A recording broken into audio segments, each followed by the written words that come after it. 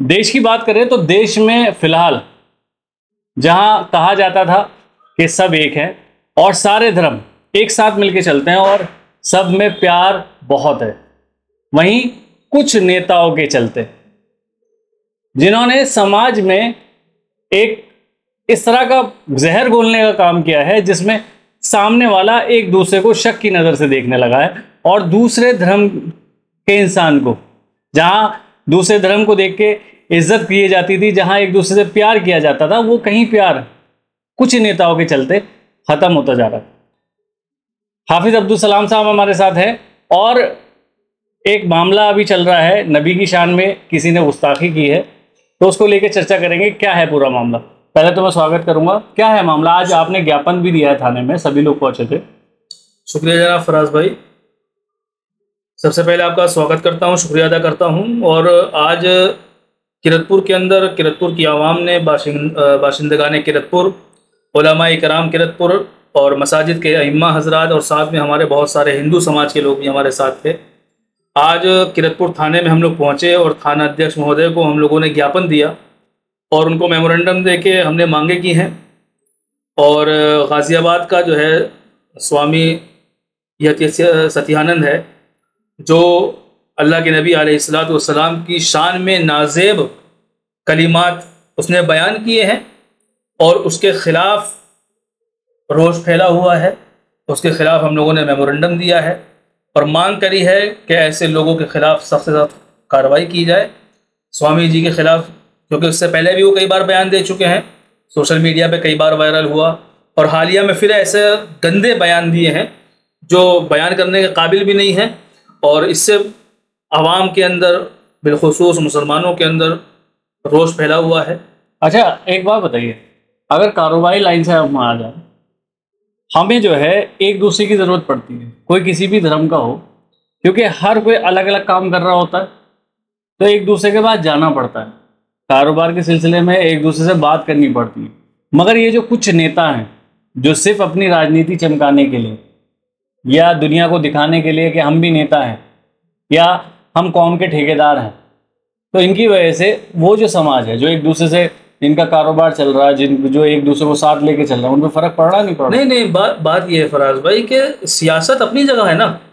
इन लोगों ने सियासत को इतना गंदा कर दिया है, नबी अलैहिस्सलातु वस्सलाम की शान में गुस्ताखी करके कौन सी सियासत करना चाहते? नबी अलैहिस्सलातु वस्सलाम रहमतुल लिल आलमीन है, रहमतुल लिल मुस्लिमीन नहीं है। वो सिर्फ मुसलमानों के लिए रहमत बना के नहीं भेजे गए, बल्कि लिल आलमीन, पूरी दुनिया के लिए रहमत बना के भेजे गए। वो तमाम आने वाली जितनी नस्लें हैं और जितनी आ रही हैं, उन तमाम के नबी हैं, उन तमाम लोगों के लिए रहमत है। पॉलिटिक्स और सियासत के ज़रिए से नबी अलैहिस्सलातु वस्सलाम पे इतनी गंदी टिप्पणी करना, ये नाकाबिले बर्दाश्त है, ये नाकाबिले बर्दाश्त है। आखिर क्यों इस तरीके, क्यों जहर घोल रहे हैं? तो अच्छा, देखा जाए तो प्रोटेस्ट हो जाता है या ज्ञापन दे दिया जाता है और सरकार जो है या हमारा जो पुलिस प्रशासन है उसमें जो है FIR लिख देता है, उसके बाद क्या होता है? कुछ कार्रवाई ऐसी कुछ नजर आई है? नहीं, कार्रवाई होती है। हम लोग को उम्मीद है, शासन प्रशासन से उम्मीद है, बल्कि मैं तो भारत सरकार से अपील करूंगा। मैं कहता रहता हूं कि ऐसे लोगों पर कानून बनाइए, जो लोग किसी भी, मुसलमान नहीं कह रहा हूं मैं कह रहा हूं किसी भी मजहब के खिलाफ, किसी भी मजहब के महापुरुषों के खिलाफ कोई भी लबकुशाई करे, बदतमीजी करे, भद्दी भाषा का इस्तेमाल करे, उसके खिलाफ कानून बनाए, कठोर कानून बनना चाहिए। अच्छा, क्या इस्लाम के हिसाब से ये भी कहा जाता है कि आप किसी के धर्म को बुरा मत करो, ऐसा क्यों कहा जाता है? और अब ये लोग जो हैं, क्या इन्हें ये चीज़ नहीं बताई जाती? नहीं, बताई जाती है, ऐसा नहीं है। मैं कहता हूँ हमारे हिंदू भाइयों में मेरी बहुत माशाल्लाह अच्छे ताल्लुकात हैं, अच्छी खासी उठ बैठ है और बहुत अच्छा मामला है। मैं बताता हूँ, सियासत के चक्कर में, पॉलिटिक्स के चक्कर में ये लोग इतना गिर जाएंगे, उम्मीद नहीं थी। ये लोग सिर्फ और सिर्फ पॉलिटिक्स के लिए निशाना बना रहे हैं। अगर ये लोग इस तरीके की हरकत करते रहेंगे तो देश की एकता को और देश की अखंडता को ये लोग कमज़ोर कर रहे हैं।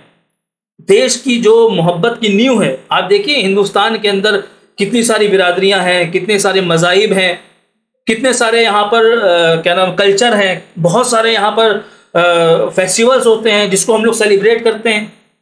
दीपावली का जो त्यौहार आता है उसमें हमारे मुस्लिम भाई सेलिब्रेट करते हैं। हमारा ईद का त्यौहार आता है तो हमारे हिंदू भाई, ईसाई भाई हमारे साथ सेलिब्रेट करते हैं। करते नहीं करते? कोई भी माहौल ऐसा होता है, हम लोग आपस में एक दूसरे के प्यार मोहब्बत से पेश आते हैं, दुआ सलाम आदाब नमस्कार जो अपनी भाषा में कहता है प्यार मोहब्बत से। लेकिन कुछ लोग हैं, पांचों उंगली बराबर नहीं होती, कुछ लोग होते हैं जो गंदगी फैलाते हैं। उनमें से एक ये लोग हैं जो नबी अलैहिस्सलाम की शान में और महापुरुषों के खिलाफ ये लोग भद्दी भाषा का इस्तेमाल करते हैं। और ऐसे लोगों पे सरकार को तुरंत कार्रवाई करनी चाहिए। इससे देश की अखंडता और देश की एकता कमजोर हो रही है।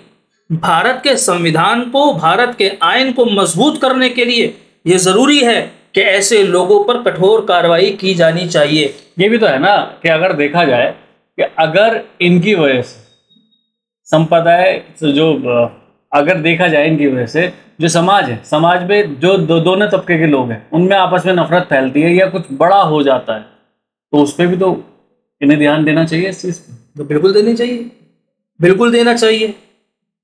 मैं फिर वही बात कह रहा हूँ कि देश की एकता को, अखंडता को मजबूत करने के लिए भारत सरकार को चाहिए कि ऐसे लोगों पे कानून बनाए ताकि कोई भी आइंदा महापुरुषों के खिलाफ, नबी के खिलाफ, मुसलमान सब कुछ बर्दाश्त कर सकता है।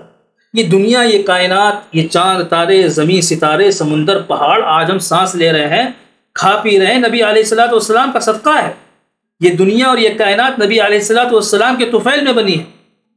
उनके खिलाफ कोई टिप्पणी करेगा, उनके खिलाफ कोई गंदी भाषा का इस्तेमाल करेगा, इसको मुसलमान बर्दाश्त नहीं करेगा। अच्छा, इस पे जैसे आप थाने पहुंचे तो वहाँ वालों ने क्या कहा? आप पुलिस प्रशासन ने उस पर वहाँ बात हुई, थाना अध्यक्ष महोदय से बात हुई, उन्होंने कहा कि बिल्कुल इन पर कार्रवाई की जाएगी। और भी क्या नाम, आज काफ़ी थानों के अंदर, बहुत सारे ज़िलों के अंदर लोगों ने मेमोरेंडम दिया है, ज्ञापन दिया है, बहुत सारी जगहों से FIR हुई है। और मुझे उत्तर प्रदेश की सरकार माननीय योगी आदित्यनाथ जी से भी पूरी उम्मीद है कि ऐसे लोगों पर कठोर कार्रवाई करेंगे और ऐसे लोगों के खिलाफ सख्त से सख्त कार्रवाई करके उनको जेल भेजने का काम करेंगे। समाज के लिए क्या मैसेज देना चाहते? समाज को यही पैगाम दूंगा कि आपसी एकता को कायम रखिए, मोहब्बत को कायम रखिए, आपसी भाईचारे को कायम रखिए। और ऐसे लोग जो देश की एकता को, अखंडता को, प्यार मोहब्बत को, अमन शांति को ख़त्म करना चाहते हैं, उनके खिलाफ आप लोग बोलिए। देश के संविधान को बचाने के लिए, आइन को बचाने के लिए मुत्तहिदा तौर पर बिला तफरीक मजहब, बिला तफरीक बिरादरी मुत्तहिद होइए।